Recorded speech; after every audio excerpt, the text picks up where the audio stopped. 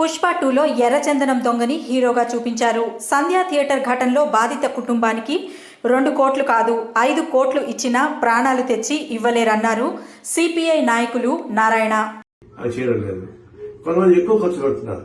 500 కోట్లు 1000 కోట్లు 200 రూపాయలు ఖర్చు పెట్టి భారీగా చిత్రీకరించి దాన్ని రిలీజ్ చేసినప్పుడు ప్రజల చేత భారతదేశ పద్ధతిలో ఎక్కువ డబ్బులు వసూలు ప్రయత్నిస్తున్నారు.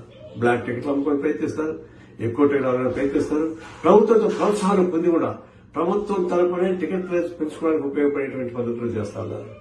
ఇది ఒకవైపునేమో 1000 కోట్ల రూపాయలు ఖర్చు పెట్టారంటున్నారు, ఇంకొక 2000 కోట్ల రూపాయలు మాకు లాభం వచ్చాయంటున్నారు.